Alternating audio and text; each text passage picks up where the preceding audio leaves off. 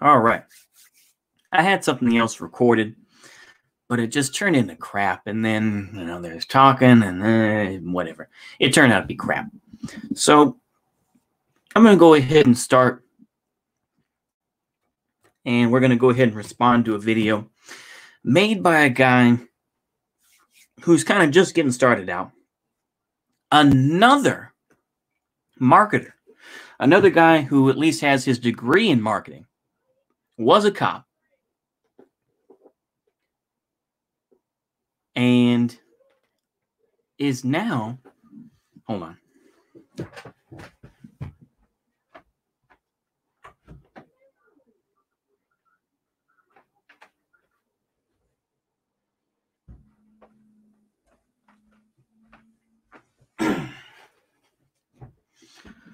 Another bread tuber. He's now another bread tuber who has, let's see here, 15.8 thousand subscribers. 15,800. Give or take, So, let's respond to this because this is, like I say, he calls it the plague of people who are half right. But really, it's just giving people a backhand compliment and saying, you need to do better. I was just going to do half of this video, but that way I can have all the context of it. He also says, the phrase, this has been coming up for now a couple of years, but the idea of Christo-fascism, which for those that have, listened to enough neocon propaganda, I'm sure have heard the phrase Islamo-fascism. So now there's going to be, Buddhist, Budo-fascism, Islamo-fascism, Christo-fascism. You're going to have, of course, Hindu-fascism, of course, Hindutva. What other? You're going to have pagan fascism, all these other things. You can't just call it plain old fascism. You have to call it Christo-fascism, Islamo-fascism. You have to put the... Oh, but that is branding, isn't it? That is branding to say, yes, this style of, this style of fascism is different from that one. I love it. Okay. We're going to have to edit down a little bit, but that's okay. Let's go ahead and get into it, though, because it's always funny to see this type of junk. Oh, let's do it, folks. Let's do it. Let's go ahead and go big screen. The plague of people who are half right. And this guy is like an ASMR sort of guy. I always speak in hushed tones like this. So get ready for that because that's how he's going to talk. Just a warning. And he's going to have the trigger warning as they all do.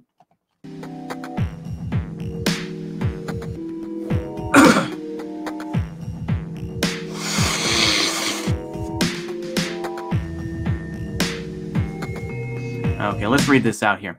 I'm going to be discussing my theories on how people doing bad things justify their behavior to themselves. This does not mean I excuse or endorse that behavior. Do me the courtesy of watching to the end to get the full context. Oh, I will. And I've already seen it all the way through once, so let's get to it.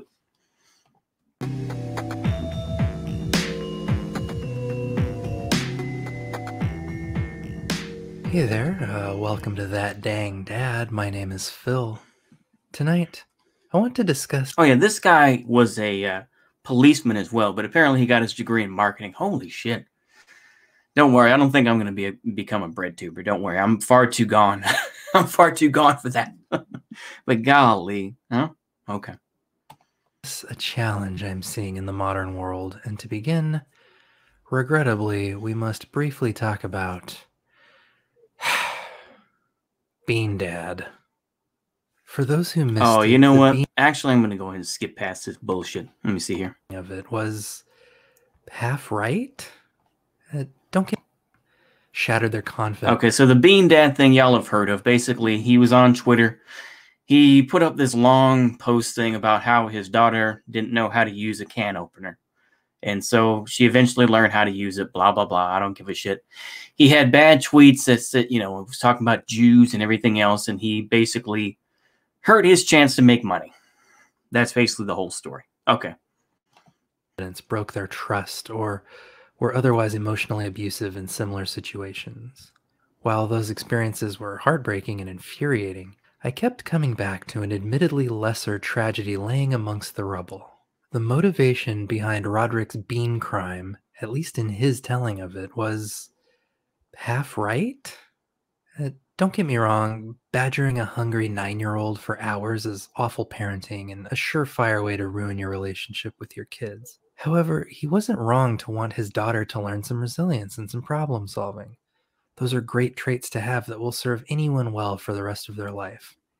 And actually, helping a person learn how to learn is one of the greatest gifts you can give someone. Those of you who have learned a programming language or a martial art know this. Once you've learned one, you can learn others much faster. So yeah, Roderick's hard-ass persona believed in something good, teaching a child problem solving, while simultaneously believing something bad, that the best way to do this was through 6 hours of emotional abuse.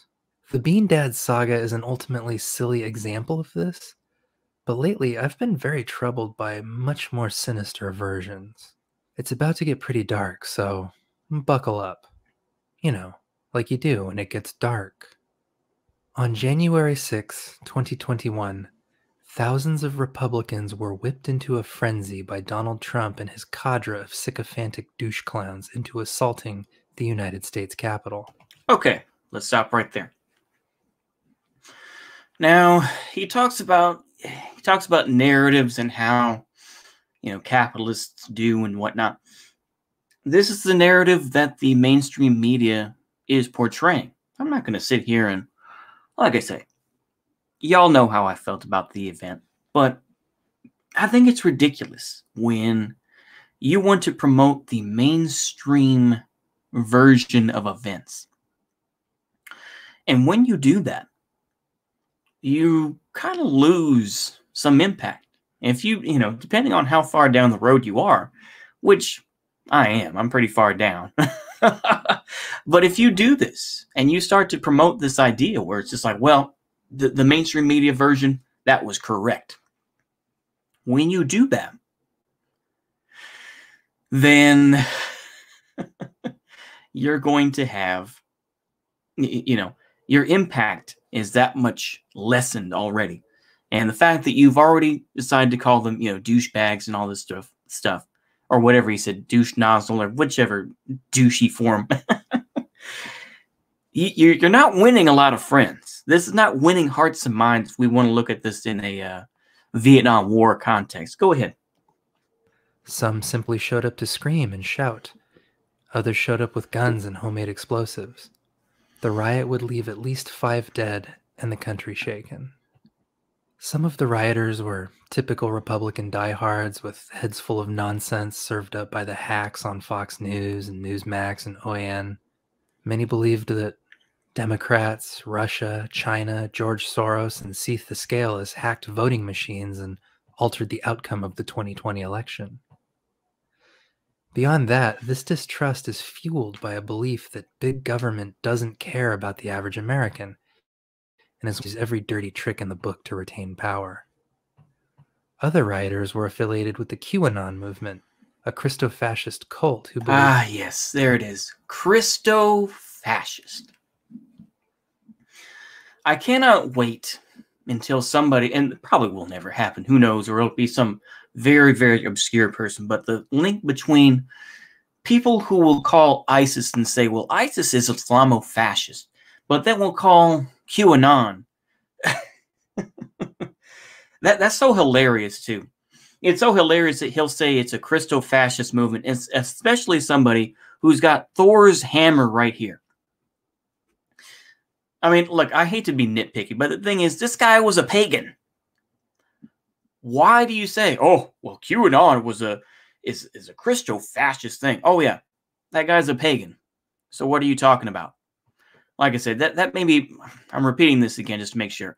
That's nitpicky, but it's also kind of destroys your argument in the idea that it's Christo-fascist. Not really, no. It can be just someone that believes in Donald Trump and everything else. That's all it is.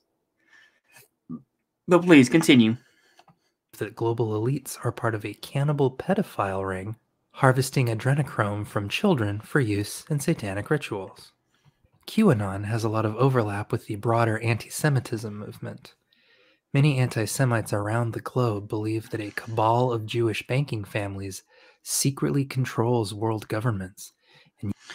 You know what's funny? Remember this for later on. Remember what he's talking about is that, talking about anti-Semitism, this and that. Because he can't, once again, he undoes his point by pointing to, you know what? I'm going to go ahead and let y'all enjoy that when we come up to it. Uses that influence to undermine Western values or breed white people out of existence or any number of other nefarious plots. Anti-Semitic conspiracy theories were one of the justifications for the Holocaust, but sadly over a half a century later, many people still believe that Jewish folks have bad intentions for their communities. Okay.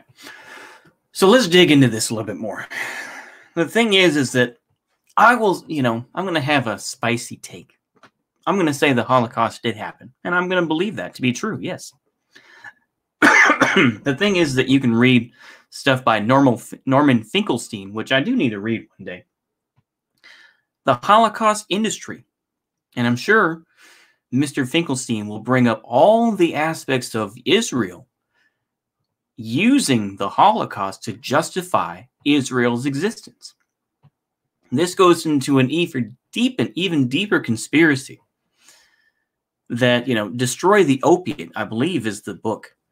I can't think of the name of the book offhand. It was written by a rabbi. But anyway, basically it said was that Hitler was a Jew. And that basically his name was Schicklgruber. And that basically he was brought in so that basically the Zionists would have enough leverage to help create the country of Israel as we know it today. So, once again, this guy hasn't even went down the full rabbit hole yet. Like I said, and this is like 3/4 of the way down if you go really down the, into the rabbit hole, just it makes me laugh because because there's a larger issue at hand that I think people are very bad at doing.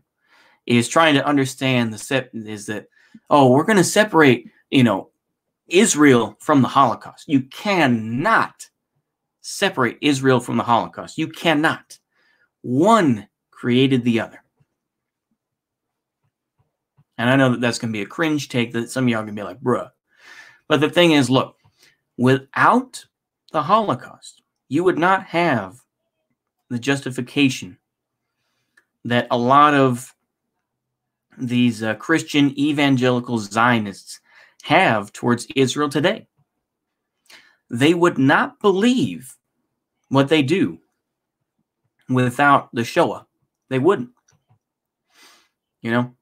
That's not me justifying anything. But like I say, this guy hasn't done enough homework.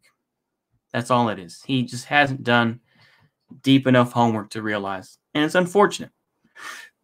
But let's carry on. Conspiracy theorists don't just see Jewish plots all around the globe. Some don't believe in a globe at all. Flat earthers have enjoyed... Once again, there are many, many, many different groups that support flat earth. I believe the earth is round, just to make sure. But I don't have any point of view with this. Once again, people like you bring up flat earthers just so you can make fun of them and lampoon them and say, they're fucking retarded. So, no, this is ridiculous, like I say. And I don't think, like I say, what sort of evidence does he have? I hate to be Reddit and sound that way, but it's like, okay, what evidence does this guy have that, there are more flat earthers now than there were 5 years ago? He gives no indication other than, trust me, bro. And I know that's, go ahead. Enjoyed a renaissance in the 2010s with more people than ever asking the tough questions about our terrestrial topography. If you ask a flat earther to explain their worldview, you often arrive at this thesis. Governments and big business are using their influence to manipulate scientific data and hide the truth from people. This line of thinking also shows up in the anti-vax conspiracy movement.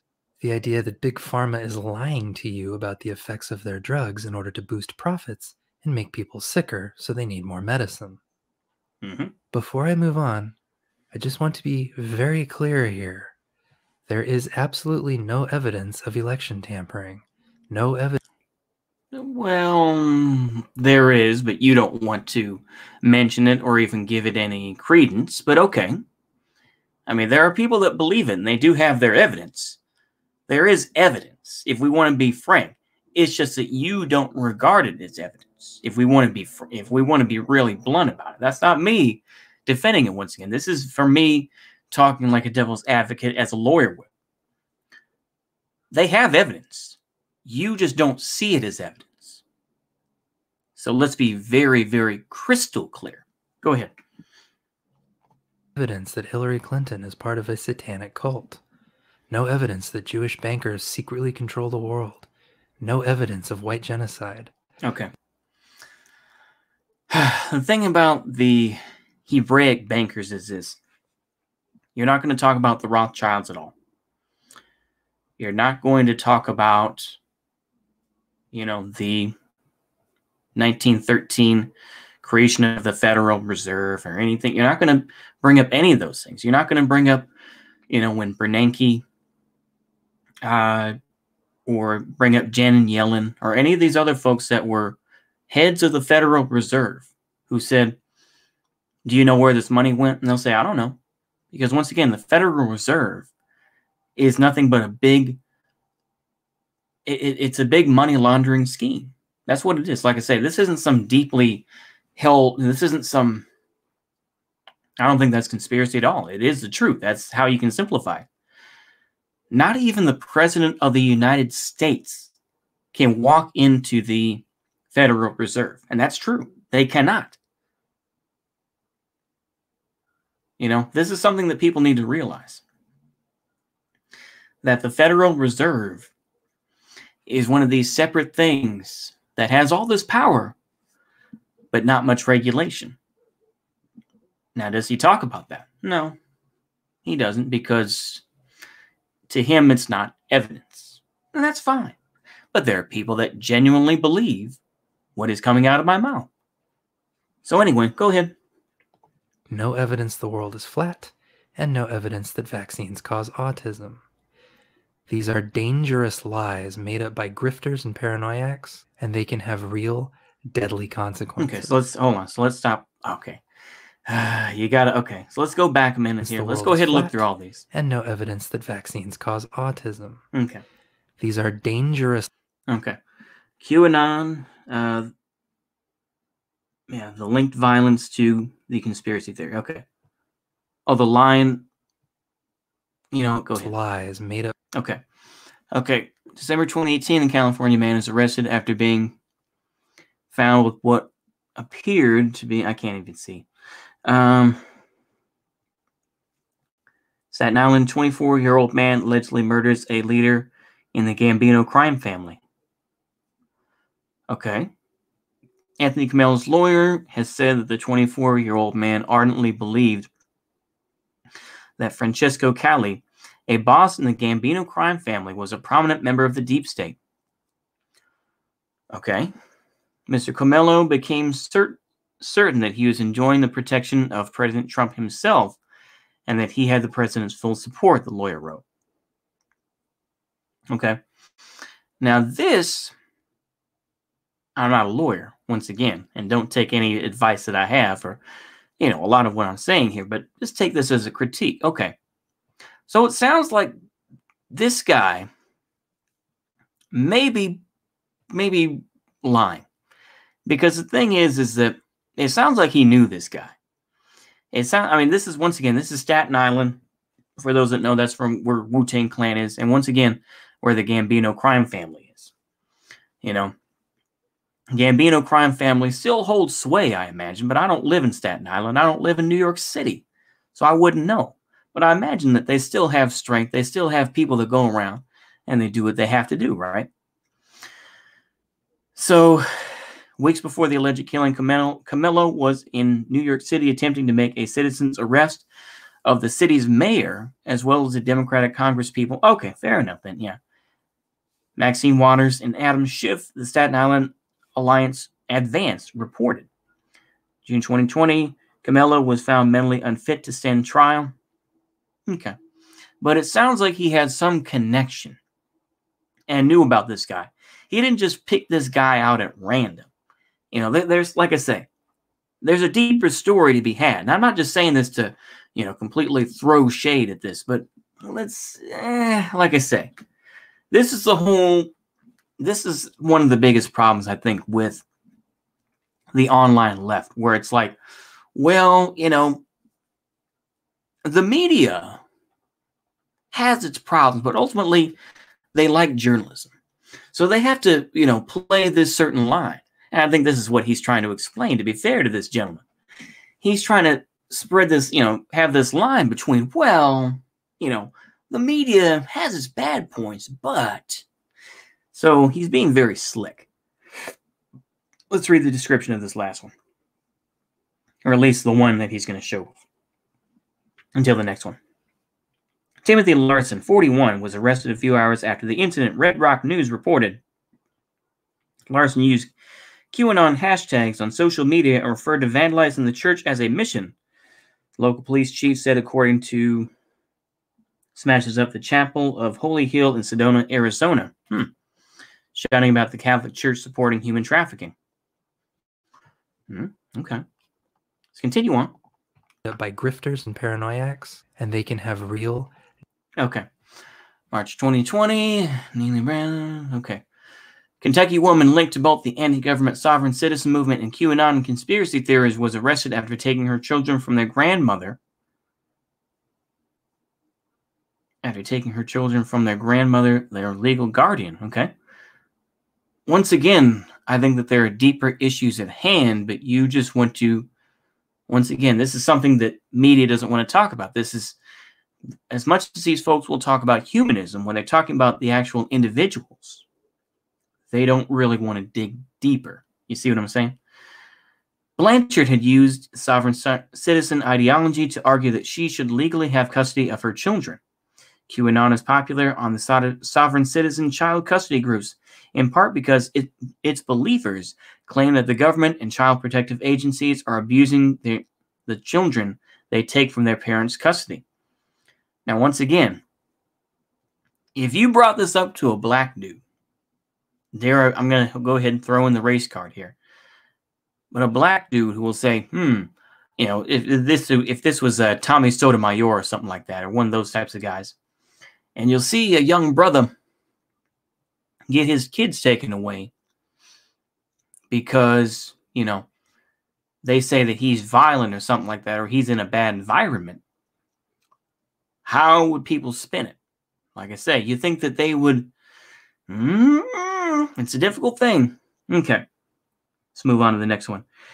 Man is charged with intentionally derailing a freight train near the Navy hospital ship Mercy in Los Angeles. Eduardo Moreno, a train engineer from San Pedro, California, admitted during an interview that he had run the train beyond the track because he believed the Mercy was part of suspicious activities involving the coronavirus. Okay. Deadly concept. Okay. Texas woman is arrested after allegedly chasing and crashing into a car, telling police she thought she was chasing a pedophile. Cecilia Fulbright, 30, was arrested in Waco, Texas, after two drivers reported being chased by another driver and one reported being repeatedly rammed by another vehicle. Officers said Fulbright told them afterwards she believed the driver whose car she hit. Yeah, I'm not going to... I said it the one time, I'm not going to say it again.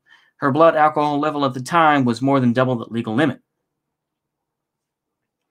Two of Fulbright's acquaintances told Right Wing Watch she had become deeply absorbed in the QAnon conspiracy theory, including talking about how Trump was literally taking down the cabal.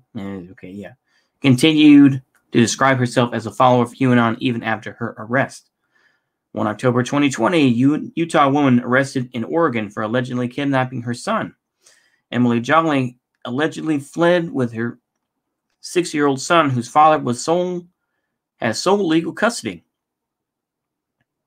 after a supervised visit, and was later located in Oregon, where she was arrested. Like Blanchard, the Kentucky mother, Jolly was described by Utah law enforcement official as a member of the anti-government sovereign citizens movement he makes no mention of.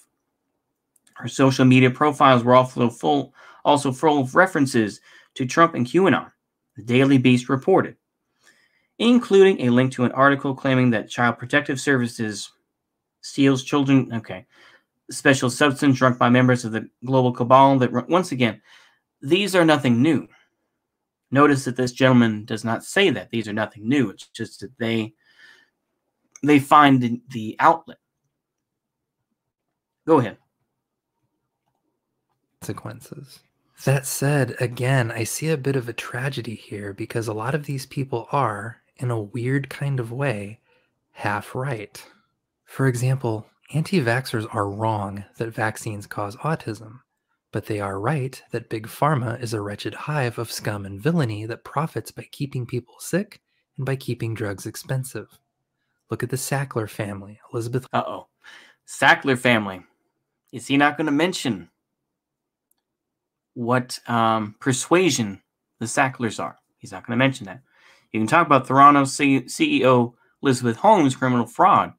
The thing is, though, is that has been covered by a lot of other smarter people than me on YouTube. So, okay. Holmes, Martin Shkreli. Once again, Martin Shkreli is in jail. But okay. Absolutely evil people who got very rich thanks to for-profit predatory healthcare. In a similar kind of way, flat earthers are wrong about the topography of our pale blue dot. But they are correct that governments and big business frequently pay for studies and manipulate data to mislead the public. The tobacco and the sugar industry are famous examples of corporations manipulating public health research with their fat wallets. And of course others are doing it to this day. One of the most dangerous examples of modern half-rightist. This is something that I've talked about as well. People use information to twist it into their own narrative. They can be right about what they say, but it has to fit a certain narrative. So while you will say, oh, well, anti-Semitism is bad, but then, of course, you're not going to mention, and then, of course, the real hardcore guys will say, why didn't you talk about Sackler?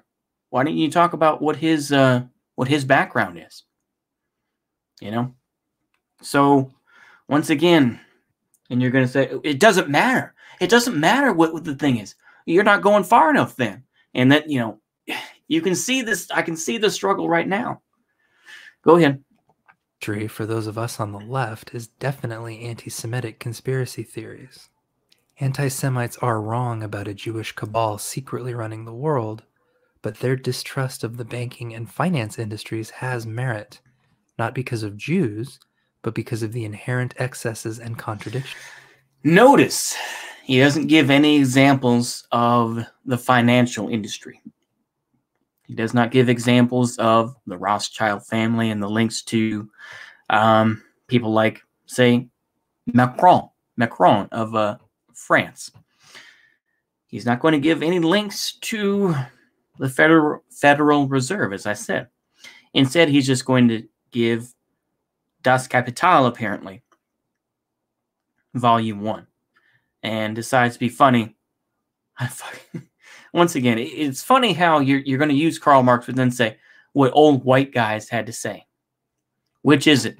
Do you not like white folks that write this stuff? Or this is something that I've already said, where it's like, okay, do you care about what Marx wrote? Or is it that, well, he said some bad things, so we're going to throw out the baby with the bathwater? This is kind of where we're at now with I was going to say with the left and be a conservative, but I was going to say just with more with Marxist Leninists. You've seen this with Jason Unruh as well, where he'll say, well, Marx was wrong about the lumpen proletariat. So, but he was right about these few things. But he would, so there's this very delicate sort of thing where it's like, in a lot of ways, Marx has been thrown to the wolves. Same thing with Friedrich Engels as well. They will use him as an argument against, mudchuds and all that business. But in general, they've already given him up. So yeah, very interesting to see. Or at least in some circles. There will be other folks who are more orthodox Marxists who are like, well, yeah, we're going to still hold to this idea. And you're a revisionist otherwise. But still, it's interesting to see. Go ahead. Of capitalism. Unfortunately, sometimes leftists can get, let's say, clumsy when critiquing corporations and banks, and they can end up regurgitating phrases and images used by anti-Semites. When talking about corporate political power, we probably shouldn't be talking about shadowy cabals. Okay, so let me expand on this point. I think what he's referring to are people who are talking about Wall Street bets. And of course, like I say, I was kind of so-so on Wall Street bets. I saw a lot of the stuff, but I didn't think, I was already gun shy. And I finally woke up and smacked myself in the head and said, no, there's never going to be any meaningful change or reform that's going to happen in this system anytime soon. Everybody has that event where they just knew it's like, okay, this isn't going to happen. And for me, it was January 6th. But anyway,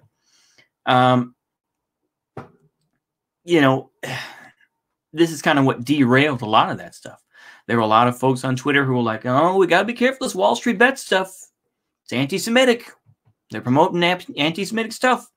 They need to be kicked off, they need to be kicked off Discord. They need to be kicked off these places. They're anti-Semitic.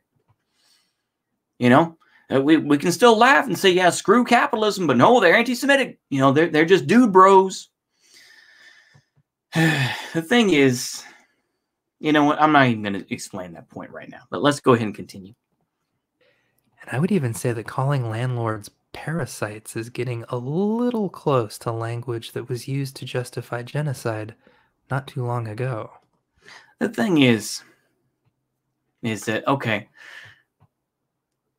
are you actually going to talk about Mao Zedong? You notice that he gives the reference to Mao Zedong there, and he doesn't want to go forward by saying that, or calling capitalists parasites.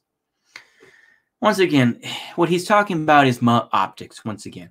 Is we have to be aware of what, of what people see and what we hear and what people hear about us. And this is what it is. It's just, well, we need to find the proper language. Once we find that proper language, which will be a constantly changing thing, but once we find the proper language for now and the proper, words, then we can move forward with that. This is why you're not going to move forward, because guess what? You're going to how are you going to ramble people up and get people gassed up? And then it's like, well, okay, but don't be anti-Semitic about it. We have to come. Okay, then you're not going to have something successful, and all you're going to get is reform. If that's what you want, okay, then just admit that. But don't try, you're talking out of both sides of your mouth. This is how people will see you. They're like, so wait a minute, you want us to go out there and do this stuff, but it's like you don't want us to be anti-Semitic. Well, then what are we supposed to do, man? Well, we're going to go down here and do this. And that gets people upset. And it makes them question what you really believe and what your movement believes. Continue. Those of us opposed to predatory capitalism, which is all capitalism, have to be careful to be extremely precise in our critiques, lest we contribute to oppression against Jewish folks around the world. The other place this phenomenon really bothers me is when I look out across the faces of the January 6th Republican rioters. Let me be clear, the January 6th riots were conducted by a white fascist mob fantasizing. Okay, I thought you said it was Christo-fascist. Now you're saying it's white fascist. Okay. Once again, this is the whole we need to get rid of whiteness sort of argument. This is the whole, well, we don't hate white people. We just don't want to have the image of white people being in charge, which, yeah, it's nice to say, but a lot of people, try to come up with this big brain that's a big brain take. And a lot of folks don't see it that way. But go ahead, keep on going. About an even crueler version of the United States than we already live in. But part of what animated that mob was a belief that the American government no longer serves the people and that politicians will rally around their pedophile millionaire friends to prevent justice from being served. And I hate to say it, but they ain't wrong. Our elected representatives don't work for us. They work for the corporations that line their pockets. They work for lobbyists and defense contractors and, rich finance bros. And as Jeffrey Epstein So, once again, he was talking about anti-Semitism. He brings up Jeffrey Epstein. People are going to say, shouldn't we judge him for being of that particular, I'm trying to not use, I'm trying to be very careful here, of that persuasion? Should we judge him because he is of that persuasion? No. It's just like I say, this is where the rubber meets the road, where it's like, okay, yeah, everyone knows about Epstein, but why was he involved with that? Why? And once again, he does this again. Harvey Weinstein and... Oh, really? Now, I think he's being very clever by bringing up two people of a certain persuasion. But then they'll say, okay, why is that certain persuasion always the ones get caught up in this? This is where people go down the Wignap path, because it's like, well, why is it? Okay, so it's just a coincidence that these things happen? Now, I'm not defending this at all. I'm trying to use the devil's advocate here. And that's my excuse. And people are going to say, that's your way of covering it. Yes, it is. That's my way of protecting myself while making a critique of him. But nonetheless, is that this guy is being very, very careful about, these things just happen. There's no real reason. It's just, it's just a coincidence. It's just a coincidence that these things happen. And when you do that, the folks that are more deeply involved, depending on how deeply involved they are, they're like, well, why is he downplaying these things? Why is he downplaying that? Anyway, let's continue forward. Kevin Spacey and Jimmy Savile and prove many of our politicians don't care about sexual violence committed by wealthy elites as long as they can profit from it. Again, I'm not saying this justifies the Republican violence at the Capitol, only that the mob... Okay. So let's make sure here. I'm trying to do this in a more systemic way, in a more systematic way. So he talked about Republicans earlier on. A lot of them were Republicans, is what he said. Okay. And then he said Christo-fascists. And then he said white fascists. Okay. And now he's going back and saying Republicans. Now, a lot of folks are going to say, hey, I may be Republican, but I don't identify with those guys. Same thing with people like Chuck Norris. They accused Chuck Norris of being there. He wasn't. And he said, no, I respect law and order. I wasn't there. Is what he tweeted out. So this idea, once again, he has to be very careful in this sort of language, because that's a more optical idea when you use words like cabal, this and that, because more people pay attention to that. But when he can misuse and say white fascists, Christo-fascists, Republicans, those all mean the same thing. Now, I was just listening to Professor Black Truth talking about Texas. Did a wonderful job, I have to say. Wonderful job. Brother was absolutely 100% correct. Absolutely correct, especially about Tim Boyd, the mayor of Colorado City, who stepped down. Colorado City, Texas. Anyway,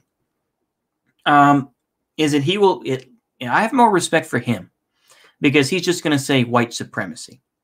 And he'll say that, even white supremacy doesn't care about white folks and they'll leave them to die. But ultimately, white folks will still come back to it. At least he's honest about it.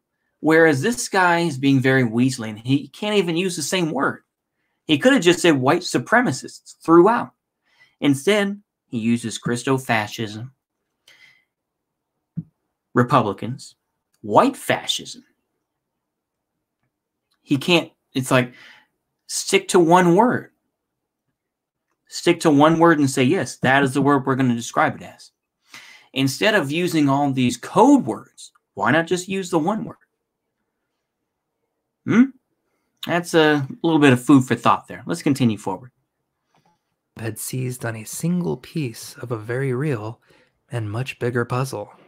The reason I'm bothered by this is because in some ways, I think it can almost be more difficult to get people back on track when they are partially right, but in a dangerous way. You can picture Bean Dad staring out at the vitriol caused by his story and firing back with, "Oh sure, I should just let my kids get whatever they want the second they want it. No wonder your generation is so entitled."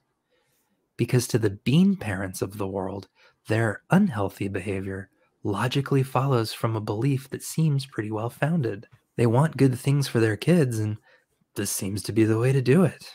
Or think of one of the Capitol rioters, maybe someone who owned a business that went belly up in the 2008 Wall Street greed orgy, and then, just as they were starting... Once again, let me make this clear.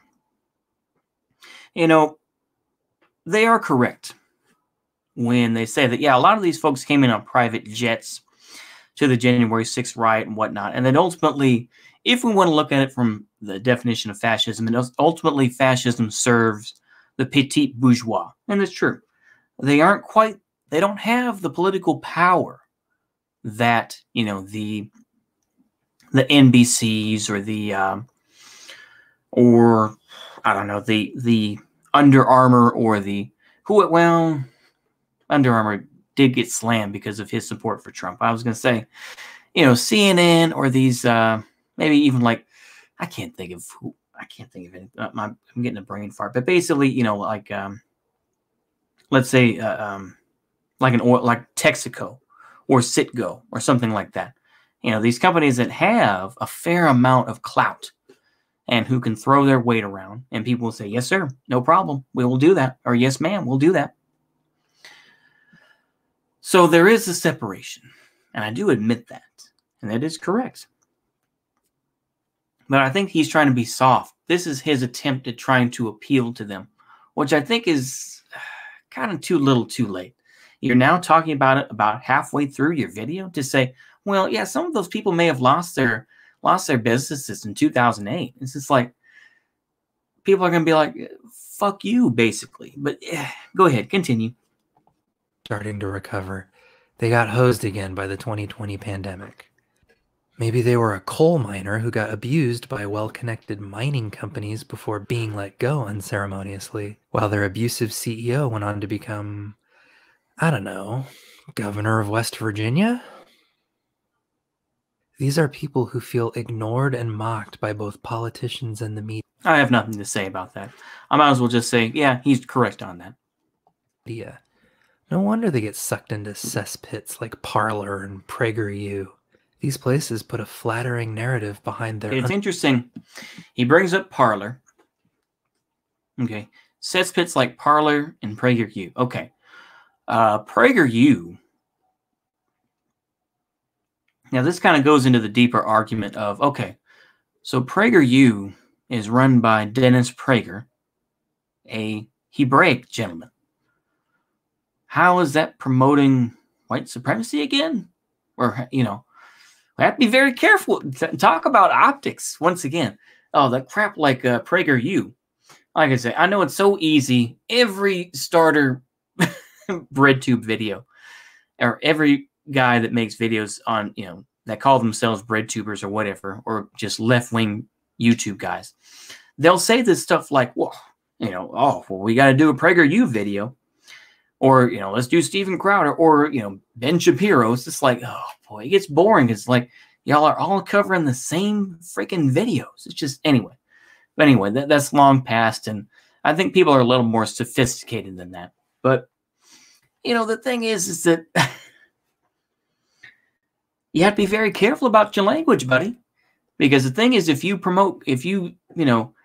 take a little bit too much on PragerU, then they can throw out anti-Semitism. Just the same way as they did, as the Labor Party did against good old Corbyn. And they're still talking about it, saying, yep, he was an anti-Semite because he talked to, various Arabic bombers and whatnot. Anti-Semite all the way. So we got to, snuff him out. So it shows that this guy hasn't learned. He hasn't done his research. He hasn't done his marketing research. Go ahead. Unflattering treatment.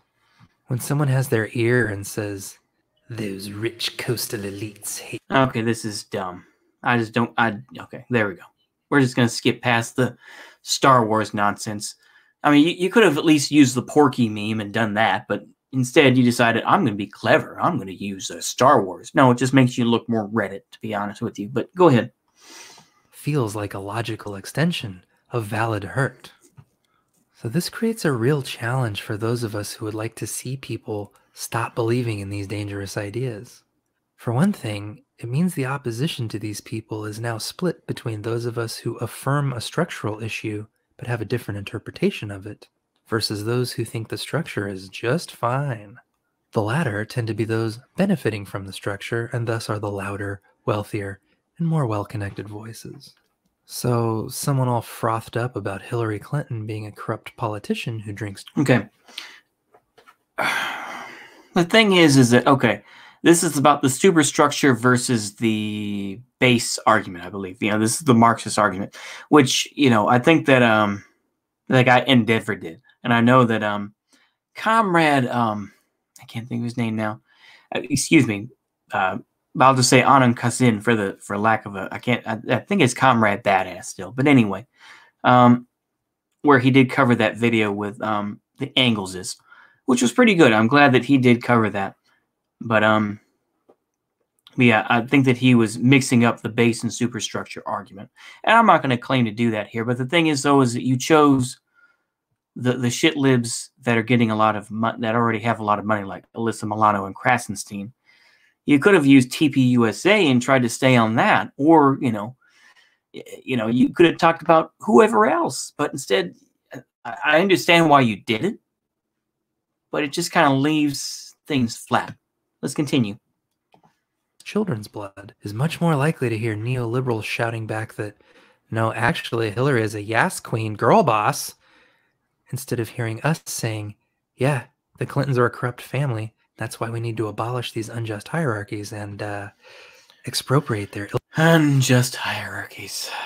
And once again, people are going to say, I want to be... The thing is, here's the real thing. And I think this is true about white supremacy. If we really want to get into it, is they just want to be part of the hierarchy. And they want to have their money. That's the whole thing. They don't want a fundamental change. They just want those few buggers out so that they can get in. That's the difference. And so when you say unjust hierarchies, a lot of people will say, well, I don't care. I just want to get my money. I just want to have my bennies back. I want to have my benefits back. That's what a lot of people will say. And they're not going to, but that's the whole thing. This is where a lot of it comes from, isn't it? So, yeah, continue. Ill-gotten wealth. Someone concerned that Bill Gates is putting tracking chips in vaccines is only going to hear from wealth fetishists cooing about Bill Gates being a benevolent billionaire philanthropist, instead of those of us saying, yeah, Gates and his foundation are wildly corrupt and they're using... Reverse course, it signed an exclusive vaccine deal with AstraZeneca that gave the pharmaceutical giant sole rights and no guarantee of low prices, with less publicized potential for Oxford to eventually make millions from the deal and win plenty of prestige. Okay. Philanthropy as a cover for profiteering. And that's why we need to expropriate their ill-gotten wealth and reinvest it in our struggling communities. So instead of hearing a structural critique that accurately. The problem with that is that you talk about expropriating their wealth. The thing is, you don't talk about your own temptation within that. Where, okay, yeah, you can overthrow the system, and you have all that wealth, which, if I was a smart rich guy, I would take a lot of my wealth out. So the thing is, this is LARP already. You think they didn't, the thing is that, once again, capitalism, I will put it this way, and I'm sure people will disagree, but capitalism in Russia did not die. It moved. That's all it did. The rich capitalists and the royal family, what was left of it, the extended royal family, went to France, and they went to the United States, including the white generals, the white army generals. They fled as well to the United States, and they blended into the background. They didn't make waves. They lived their lives the way that they felt they needed to, and disappeared. Now, like I say, that could be my defense of, a world revolution, but I'm just saying is that's the more realistic thing. But also going back to, the whole temptation thing is that, once you have that type of money and power, no matter who has it, it's like a curse. Once you have it, you're like, I don't want to give it up. Yeah, I overthrew the system, but this is a hell of a nice house. That isn't very well talked about, but just saying, I'm just using that as an off topic. That's not necessarily a good argument, but I'm just using that as an off point. That's a meditation, if you will. Go ahead. Explains the frustrations they're having. These people are only hearing structural apologia that denies their lived experience, and that's only going to push them deeper into the nastiest communities on the internet. This half-right plague also puts those of us with systemic critiques in an awkward spot when it comes to de-radicalization. On the one hand, part of me wants to be like, they're 20% of the way there. If we can just bring them in, shove a copy of Capital in their hand, make them watch Sorry to Bother You. Why would anyone want to read Capital? But the thing is, once again, is that his logic here, or at least the script that he wrote, it's a little backwards. So you say, stick a copy of Capital in their hand. Who wants to read that junk? It's like, I read through State and Revolution. A lot of it is just Lenin arguing with other folks. And it's like, you really have to dig through there and be like, oh, okay. He's saying that ultimately, the system isn't going to change this and that, we will smash the military and police into atoms. That's about all that people really remember from State and Revolution. But it's like, you really have to dig, because ultimately it's no better than, Twitter wars or, these YouTube wars where it's like people are responding to other people's stuff. And then they give their critiques and gives their actual points of view on it. People have to dig through that. People don't want to have to dig around. They're just like, just tell me straight up what you mean. So, yeah, go ahead. We'll have them marching with BLM in no time. On the other hand, a lot of their behaviors and attitudes are I think it's interesting, of course, that you bring up BLM. Of course, BLM, the organization, got millions of dollars from Amazon, got millions of dollars from Ben & Jerry's and everything else. Now, that's different from the ones that are on the ground, but nonetheless, the organization got a lot of money. So, yeah. Dangerous and put marginalized members in our spaces at risk. I'm not going to ask. So once again, it goes to show it's like, okay, well, they're about 20% there, but you have your own groups that you have to basically appease. And this is basically the list of groups that he's going to have to appease. Let me go back just a hair here, and let's go ahead and hear that. On the other hand, a lot of their behaviors and attitudes are dangerous and put marginalized members in our spaces at risk. I'm not going to ask trans comrades to spend some of their limited energy reserves re-educating someone who threatens to assault them for using the bathroom. I'm not going to ask black comrades. Okay. Now, who would get mad? Once again, you're making, okay. Who would get mad at that first? Once again, it's just like, well, it's not my job to teach you. This is part of the problem, isn't it? This is the conundrum that you find yourself in. Where it's like, it's not my job to teach you. Here's a book. This is basically his solution. Here's a book. Read it. You better have the right, conclusions after reading that book. Otherwise, we're going to call you a revisionist. And you better damn well, respect transgenderism and respect POC and everything else like that. And if you don't, you're out of the club. And it basically just shows how he's just an extension of this other group. This is why, I think I'm just going to have to admit, at least right now, here in 2021, is that a potential revolution will never happen with people like this. You have to please a lot of people. You can't please everyone, so you got to please yourself. And that's ultimately what these folks are going to have to do. This is what's going to happen to them. They're going to realize that you can't please everybody.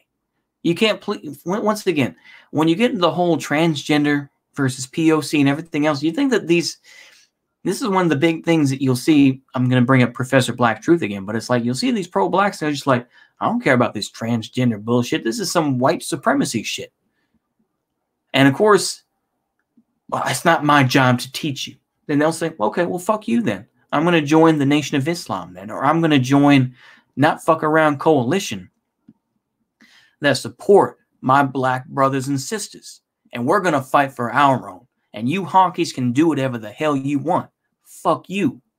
So, yeah, like I say, this is the whole thing of you really, once again, this is basically having a revolution by,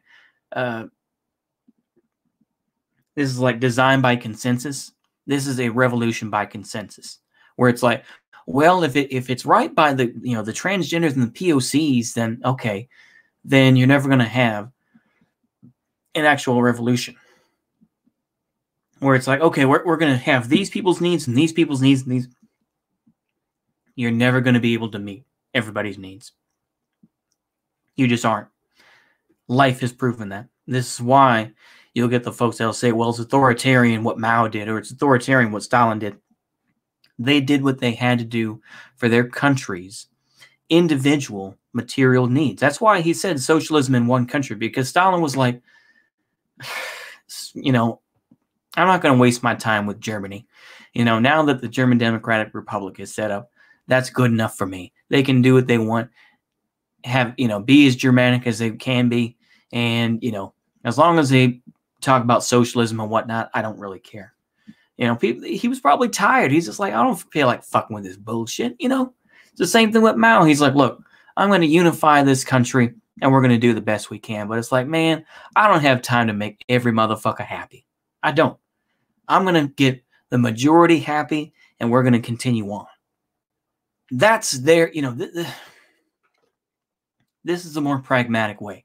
That's not me fully defending like I say, but they did what they had to do. These guys were tired. They're like, man, I don't feel like messing with your bullshit right now. I'm trying to fight for you right now, fool. When you're sitting here bitching at me, get the hell out of my face.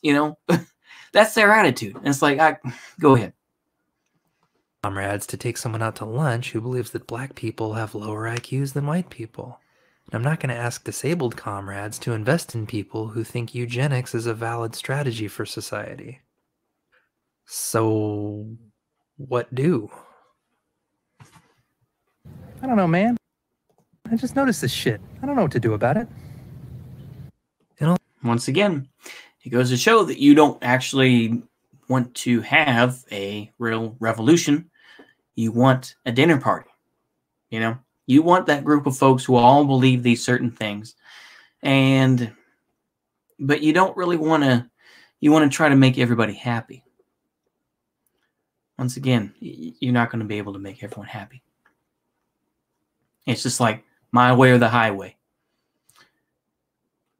And people are going to be upset and pissy about it, but it's just like, oh no, man. You know what the answer is.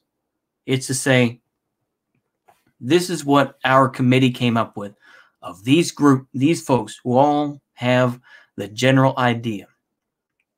All right. Having a small committee of 5 or 6 people is different than having, the different caucuses of the DSA try to talk. Like I say, I'm trying to separate the difference. I know people are going to say, oh, but you said that having a revolution by committee or by consensus was bad. I'm saying is that there's a small group of people, 5 or 6 people. I know. Oh, but you're talking about. I know.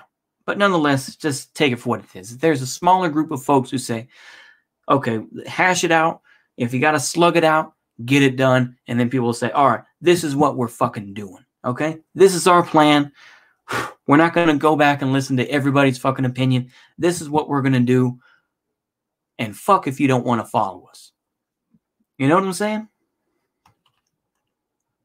So that is the answer. But you just want to be slick and say, well, transgenders and disabled folks and POC and okay, buddy. In all seriousness, I think the idea I'm starting to take away from this is that projects of de-radicalization and social justice are not one-size-fits-all, that there are going to have to be multiple entry points out there leading people back to a more just world. I want to do a long... You know what his answer is? I'll go ahead and simplify it for you. We're going to see it, but his answer is more YouTube stuff. More YouTube stuff, more Twitch stuff. More Twitch creators, more YouTube creators out there doing that. And I'll explain. Once he comes up to that point, I'll explain why that's absolute bullshit. Video about this at some point, but in short, my degree is in marketing, and until recently, I was on a team of digital B2B marketers at my company, helping produce content designed to appeal to some of the largest companies in the United States. One of the lessons marketers know is that every member of the great big audience out there is at a slightly different place in the buyer's journey. Some people don't know they have a problem. Some people know that they have one, but they don't know how to solve it. Some people know how to solve it, but they don't know that your organization provides that solution in a way that works for them. So a marketing strategy must have entry points that will appeal to all of these. What he's referring to right now, yeah, he's talking about the sales funnel and everything else like that. But there are, go ahead and continue. Different kinds of prospects. In the same way, I think we need to continue to diversify our approaches, luring people back out of harmful ideas about the world. Some people don't know they're being exploited. Some people know that they are, but they're wrong about who's doing the exploitation. Some people know who's exploiting them, but they don't know what to do about it. So we need videos, streamers, podcasts, writers out there. We need more people to go online. We don't need IRL shit. We need more people online so that they can make a living. Okay. Presenting answers to these questions at various levels of complexity.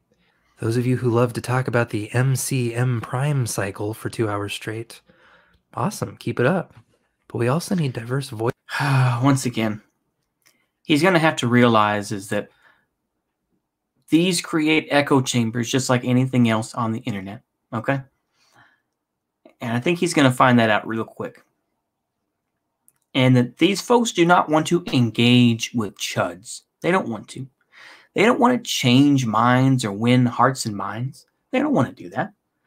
They want to say what they want and basically just kind of give the same takes that everybody else does, slightly differently. But ultimately, they want to keep that same audience.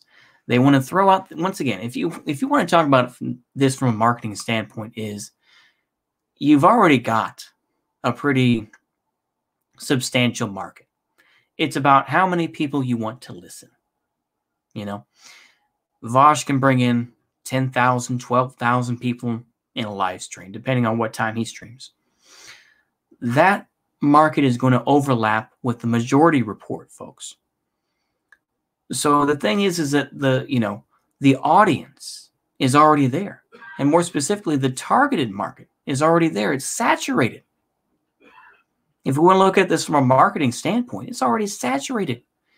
Everybody knows this stuff is out there and that you yourself, sir, are promoted by Vosh or promoted by Denims on Twitch or whoever. So the thing is, that the audience is out there. But ultimately, it's like, well, let's just keep doing stuff online, folks. That's how we're going to do it. That's how we're going to change these folks. No, it isn't. It's just going to create more echo chambers, and it's going to create more drama. It's going to create more of this, so-and-so said that, well, he's canceled. And it'll create more of this sort of insulated little worlds. I don't like what so-and-so did in his video. I don't like what this person said in this person's video. And that's what you're creating. So it's just, clearly, sir, you didn't take market research and actually did a little bit of research about what these markets are like and who you are trying to promote this product to. But that's just me. Maybe I'm just too arrogant. Go ahead. Voices starting from places other than thick books written by dead white guys. Okay. Those of you. So, other than promoting books promoted by dead white guys. Okay. So earlier on, you said they're 20% there. All we need is just to put Marx's, capital in that person's hand, and they'll be there. But then you say, oh, we're not going to just promote dead white guys, though. You who love to demolish reactionaries with facts and logic. I don't care about this meme. Yeah, oh my goodness, it's so hilarious. That guy is still on YouTube. He is still making his ANCAP videos. I believe this guy is a Catholic as well. Yeah, okay, he made a meme. Yeah, it's funny. I get it. But it's like, it gets boring when 20 or 30 people use that same fucking meme in a row, or sometimes hundreds of people, thousands. It loses its effect. And you're just like, okay, yeah, funny. It's hilarious. I don't know. And creative insults. Great, keep it up. But we also need people with gentler approaches if we want to pique the curiosity of people who are tired of being mocked by the rich and powerful. Once again, though, those creators are going to be mocked and are going to be insulted by the larger left-wing space, on YouTube or Twitch. And they'll say, you weren't being nice enough. Look at all the stuff going on with Destiny. And they'll say, Destiny, just go back to dabbing on right-wingers. That's what they want him to do. Go back to dabbing on them. Don't go, they basically just want him to say, oh, this isn't even me defending him, but it's like, Destiny, we want you to go back to dabbing on right-wingers. Please do that. Go back to, dabbing on, Six Hexenhammer and all those folks. Go back to doing that stuff. That's what they want him to do. They want him to go back in time and to do things that way. They don't want him to grow. They want him to stay in that one space and say, you do this, okay? And you talk to them and all this sort of thing. But don't talk about, the capitalist stuff and all that ANCAP stuff that you talk about. Don't do that. But so once again, he doesn't understand the intricacies of this. Once again, I'm taking a class in international management and realizing that the region can be different from a country. So it's like, yeah, okay. The thing is that people can, you can say, and you'll see it all the time in Vosh's community in particular. Oh, this, Vosh, I help, you helped me get out of the alt-right pipeline or this and that. Yeah, whoop-de-doo. Okay.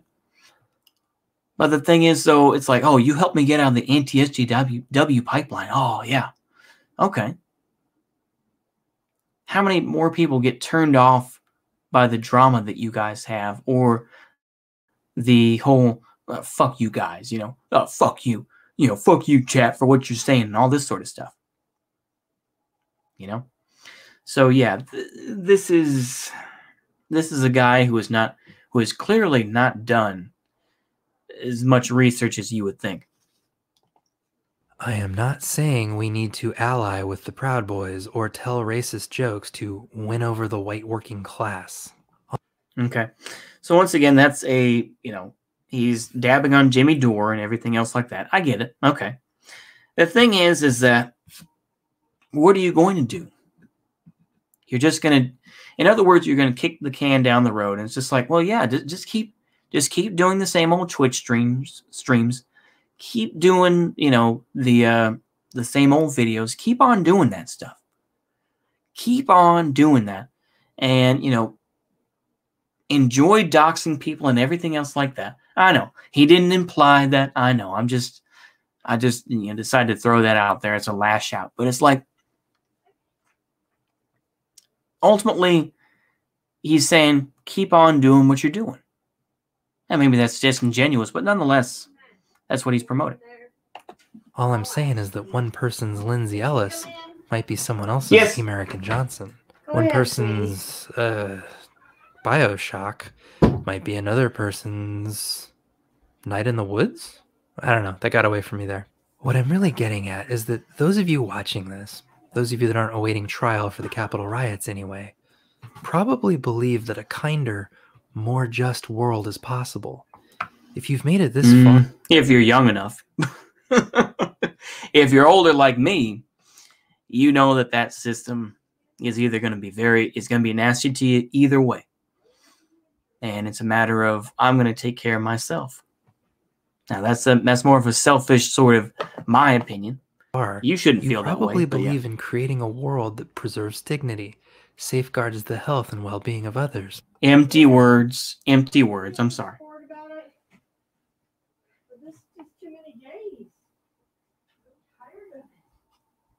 Go ahead. And empowers the powerless. My call to action coming out of this discussion is that all of us have a role to play in winning that world. Some of us need to work on direct de-radicalization, be that through conversations, video essays, or debates. The thing is that, okay, Vosh doesn't do as many debates anymore. You have, Caleb Kane, Faraday Speaks. I haven't seen him on YouTube in a while. He says that he's getting tired of it. You have people like, what's his face? Jared Holt has left Right Wing Watch, and he's gone to another company another think tank that promotes a lot of anti-China stuff. Because he's just a grifter like anyone else. So he will continue to use this as a way of, I'm going to continue to fight the far right. But he has other motives at hand. And he had a 109-page report. Irony. Oh, that's irony. Jared Holt had a report that he had a hand in helping to make. A 109-page report based on the January 6th incident, we'll put it that way, about, all the different connections and this and that. It's just rich. It is rich. I want to say it's the Atlantic Council, but I don't think I'm correct on that. Go ahead. Some of us need to work on the part of the pipeline that educates newbies about concepts and theories that veterans take for granted. Some of us need to be the relationship builders helping newbies feel connected. Thing is, this is already being done, sir. Once again, there are different types of research looking at the market itself of all the potential people that are watching these streams, but you also have to look at the management of it and how, the internal system works. These people are already doing this. And then they have their drama arguments and everything else. But yeah, go ahead. Connected to the broader movement. Some of us need to do that deep dive shit that gets nerds all excited and advances the scholarship. And some of us need to educate the educators. For example, I've had some great conversations with disabled comrades who've pointed out many ways that ostensibly liberatory content still excludes them. And lastly, that's not going to be done. That's not going to be done. Let me tell you that. The thing is that BreadTube is still a very white thing. And that there are only a few black folks that really exist. And even then, they're at the periphery. They're not taking that seriously. Even Jason Unruh, who claims to be so progressive and everything else. You have people like Suck My Opinion. The black dude out of Alabama, I think. He was marginalized because he didn't want to play the game. He didn't want to play that.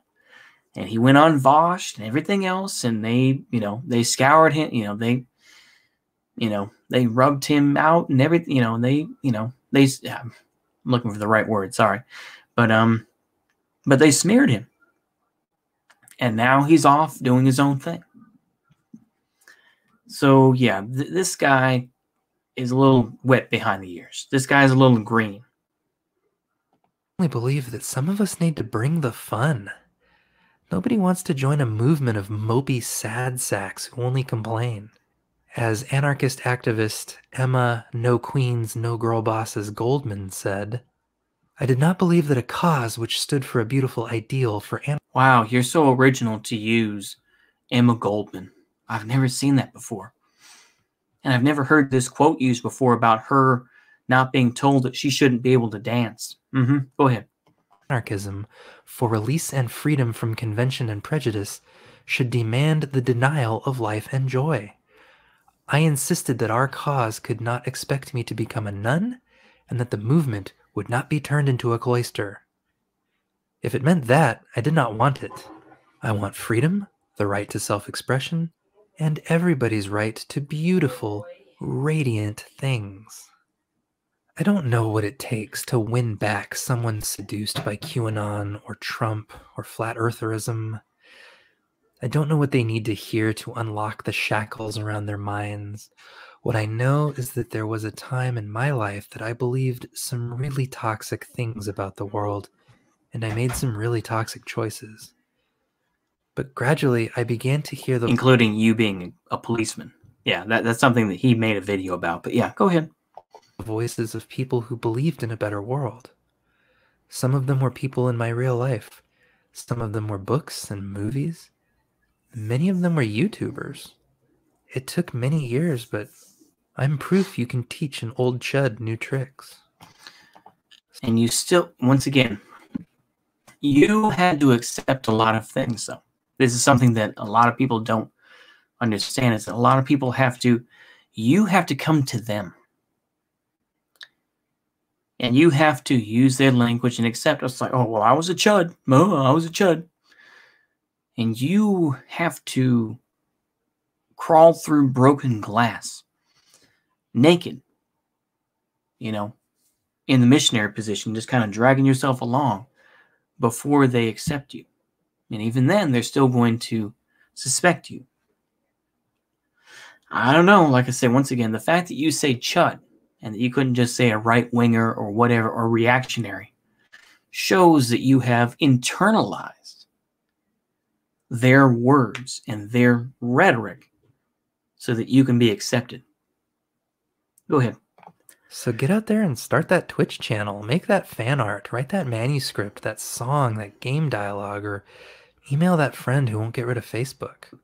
Makeup tutorials, Python lessons, fitness blogs. I don't know what your special contribution will be. I just know that we can't do this without you. So what do you think? This sounds okay. Now this sounds like a corporate sort of, we can't do it without you. We can't make this money without you. Come on, man. This is just the inverse version of capitalist propaganda that you're using. Go ahead.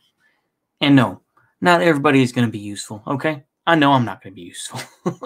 I'll find my way in the world, and people will give me a lip service and say, yeah, good job.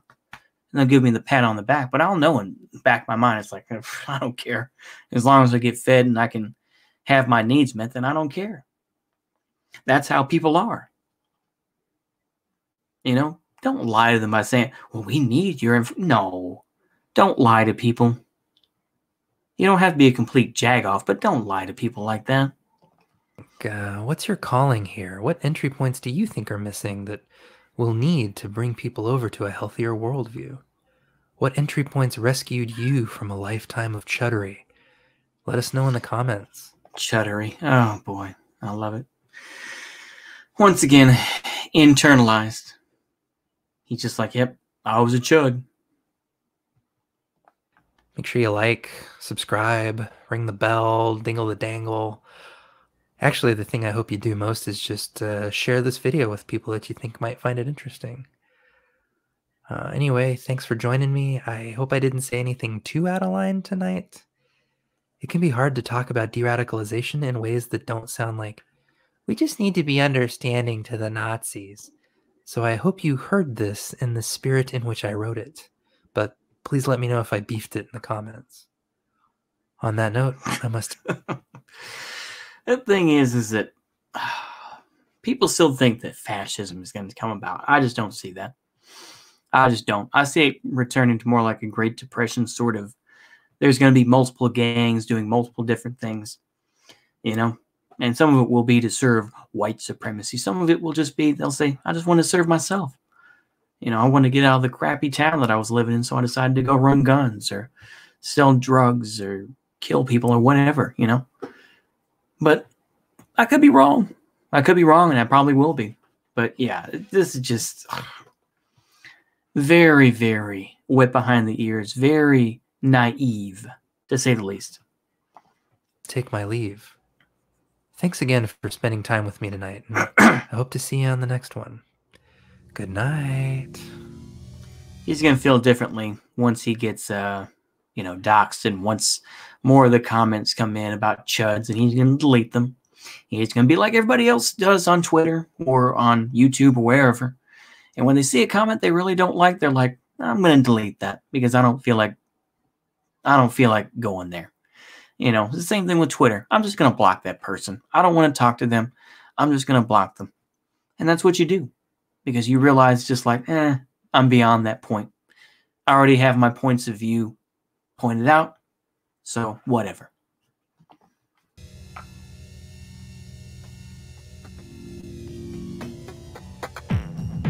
Okay, that's the end of that pretty much. There's no